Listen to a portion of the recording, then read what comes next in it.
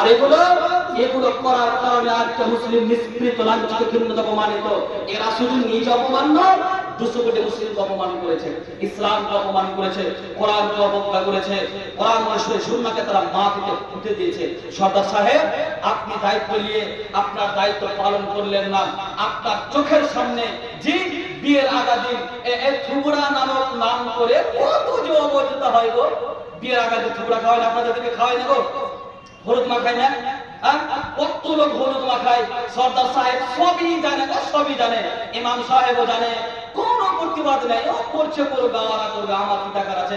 আমি বিয়ের সমাতে, খানার সমাতে হাড়ি মাড়ি নিয়ে যাব, দিয়ে খাবো, ঠাকিয়ে একবারে গলা পর্যন্ত, আমার এটা দায়িত্ব।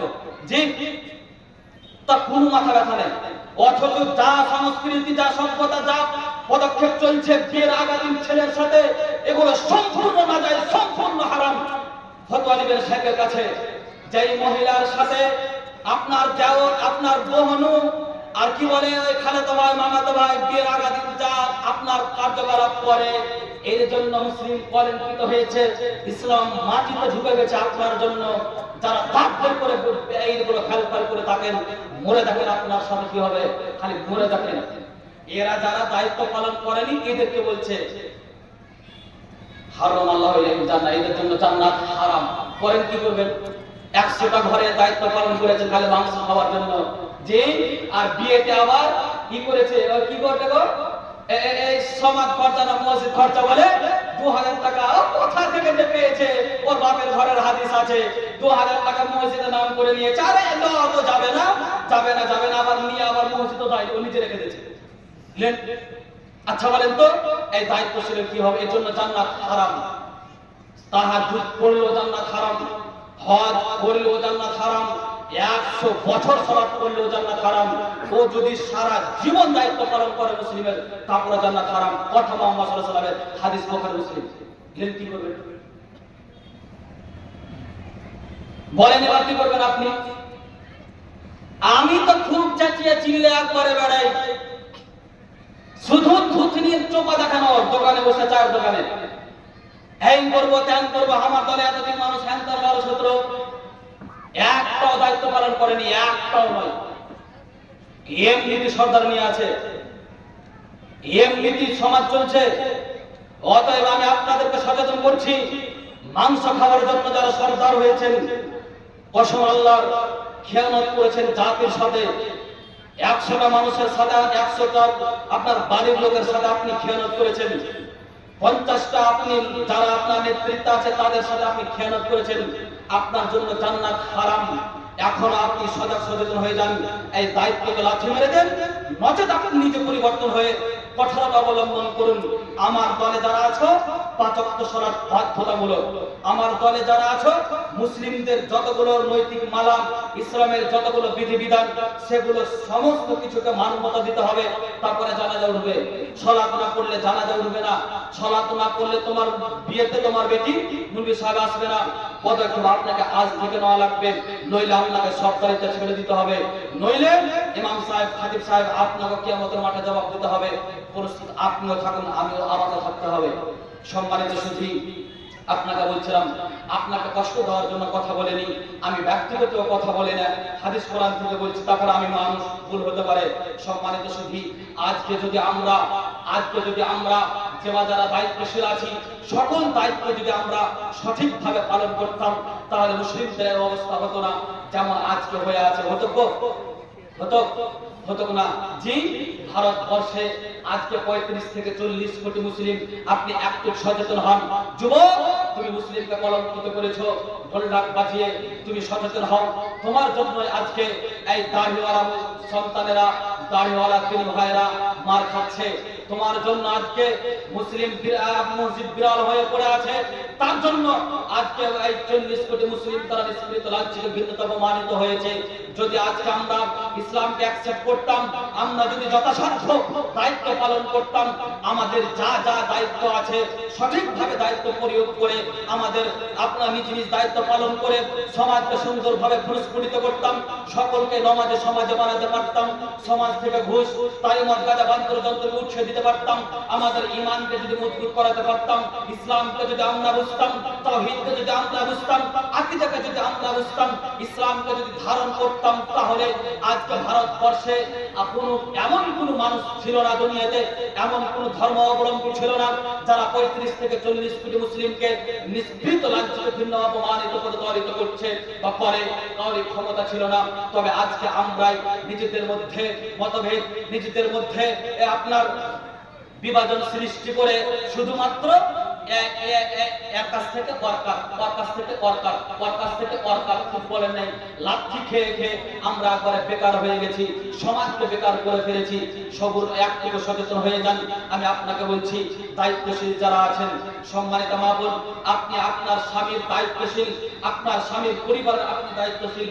আল্লাহর নবী বললেন আপনাকে দায়িত্বশীল।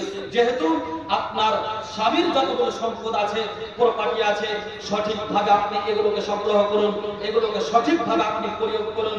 আপনার সন্তান যতগুলো আছে, এদেরকে ইসলামিক শিক্ষা, এদেরকে ইসলামিক কালচার, সভ্যতা, শিষ্টাচার, নিয়ম নীতি, পদক্ষেপ এগুলো আপনাকে দিতে হবে। যেহেতু আপনি হচ্ছেন পরিবারের দায়িত্বশীল। সন্তান আজকে কেন বেনামাজি, দায়িত্ব আপনাকে, এর জবাব আপনাকে দিতে হবে। আজকে 12 বছরের সন্তান কেন কোরআন থেকে উদাসীন, জবাব আপনাকে দিতে হবে। আজকে 15 বছরের সন্তান কেন মসজিদে যায় না সালাত পড়ার জন্য, সম্মানিত মা বোন, আপনাকে জবাব লাগবে। আপনি বোরখা পড়েন, আপনি তাহাজ্জুদ পড়েন, আপনি কোরআন পড়েন। আপনার মেয়েটা আজকে কলেজ গিয়েছিল, আপনার 16 বছর 18 বছরের মেয়ে পাগল গিয়েছিল, তার মাথাতে ছিল না হিজাব, তার বোরখা ছিল না গায়ে, ওড়নাটা ছিল গায়ে, আপনার এই ফিতার মতন করে ঝুলিয়ে তার শরীরের সমস্ত অঙ্গ প্রত্যঙ্গ বোঝা যাচ্ছিল।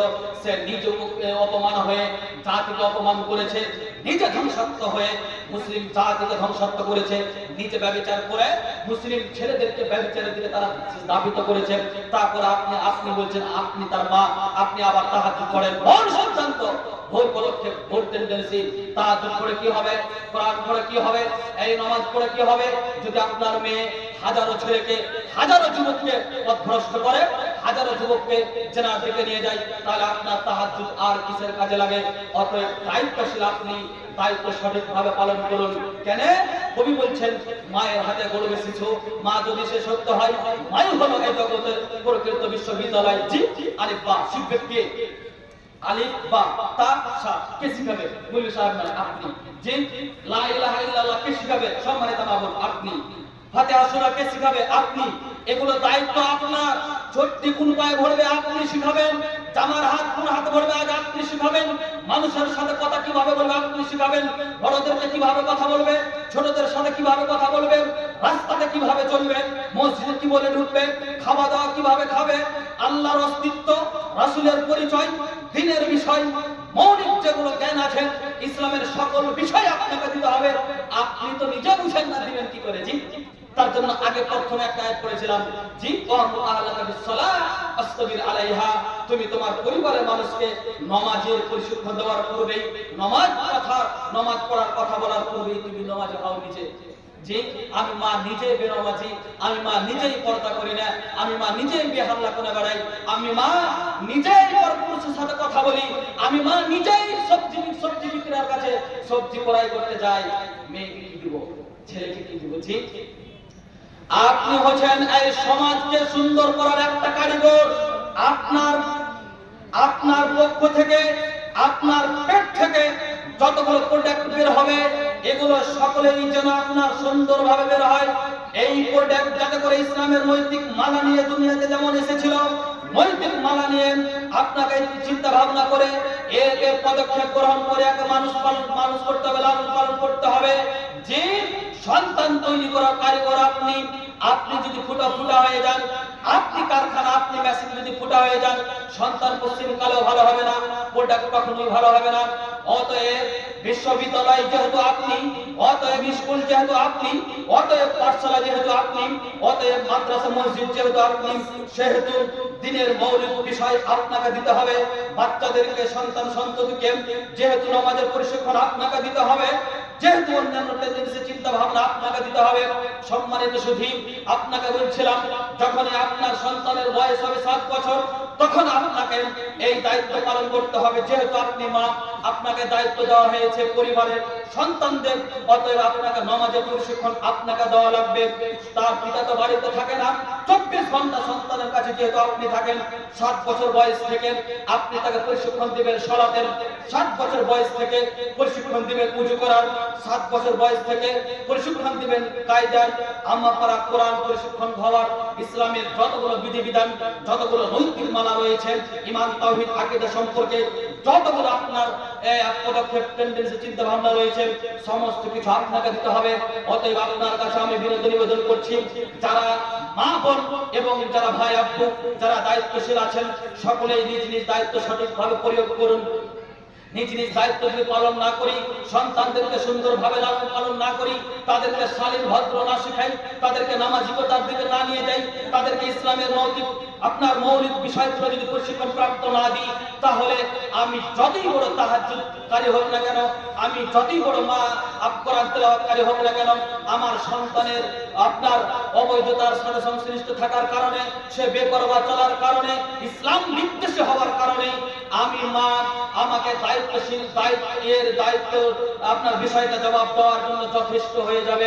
অতএব আপনাদের কাছে আমি করজোরে আবেদন জানাচ্ছি, আমি একজন মুসলিম আপনার ভাই হিসেবে কসম আল্লাহ আপনাকে যতগুলো কথা বললাম ব্যক্তিগত কথা নয়, এবং আমি আপনাকে অপমান করার জন্য কথা বলিনি, এটা আমার নৈতিক দায়িত্ব আমি পালন করলাম। আপনাদেরকে আমি একটাই কথা বলতে চাই, পৃথিবীতে যারা যে কোনো দায়িত্ব নিয়ে আসেন, মুসলিমদের যে কোনো দায়িত্ব পালন করেছেন, এটা আপনি আপনার আমানত মনে করবেন, এবং আমানতকে রক্ষার্থে যতগুলো পদক্ষেপ, যতগুলো টেন্ডেন্সি, যতগুলো চিন্তা ভাবনা আছে, এগুলো আপনি নেবেন, নইলে দায়িত্বের খেয়ানত করা হবে, আর খেয়ানতকারী জাহান্নামে যাবেই, যেটা আপনি হাদিস সূত্রে প্রমাণিত হলো, যেটা আপনি শুনতে পেলেন। সম্মানিত মা বোন, সম্মানিত ভাই আব্বু, তাই আর আমি আর সময় দীর্ঘায়িত করছি না। যতক্ষণ আপনাদের সামনে আলোচনা করলাম, ভাষার মাধ্যমে যদি আপনি দুঃখ পান তাহলে ক্ষমা করবেন, তবে আমি হাদিস কোরআন উপেক্ষা করে কথা বলিনি। আমার দায়িত্ব যেটা ছিল সেটা আপনাদের সামনে উপস্থাপন করলাম। আল্লাহর কাছে সিলসিলা বলা দোয়া, হে আল্লাহ, আমরা যেহেতু তোমার সৃষ্টিজীব, শ্রেষ্ঠতম করে তুমি সৃষ্টি করেছো, অতএব শ্রেষ্ঠত্ব বিষয়টিকে আল্লাহ তুমি বুঝার প্রচেষ্টা, বুঝার ক্ষমতা প্রদান করো। আল্লাহুম্মা আমিন। আল্লাহ, আমরা যে দুনিয়াতে মানুষের উপকারের জন্য তুমি আমাদেরকে শ্রেষ্ঠ করে সৃষ্টি করেছো, তো যাতে করে আমরা মানুষের উপকার করতে পারি, ভালো কথা বলে, এক অপরের অন্যায়ের প্রতিবাদ, সৎ কাজের আদেশ, বেহায়া বেহুল্লাহ যেগুলো সমাজে চলছে সেগুলোকে উদ্ধার করে, সেগুলোকে প্রতিবাদ করে এই ক্ষমতা তুমি আমাদের প্রদান করো। আল্লাহুম্মা আমিন। হে আল্লাহ, যারা মা বোন, যারা ভাই আব্বু, যারা যে দায়িত্ব আছে আল্লাহ, এই দায়িত্বটাকে আমানত, দায়িত্বটাকে একটা আপনার বিশাল কিছু তোমার নিয়ামত আর অনুগ্রহ মনে করে সঠিকভাবে দায়িত্বগুলোকে পালন করতে পারি, এই ক্ষমতা তুমি প্রদান করো। আল্লাহুম্মা আমিন। রব্বানা তাকাব্বাল মিন্না ইন্নাকা আনতাস সামিউল আলিম ওয়া তুব আলাইনা ইন্নাকা আনতাত তাওয়াবুর রহিম ওয়া আখিরু দাওয়ানা আলহামদুলিল্লাহি রাব্বিল আলামিন। আসসালামু আলাইকুম ওয়া রাহমাতুল্লাহি ওয়া বারাকাতুহু। ওয়া আলাইকুম আসসালাম ওয়া রাহমাতুল্লাহি ওয়া বারাকাতুহু।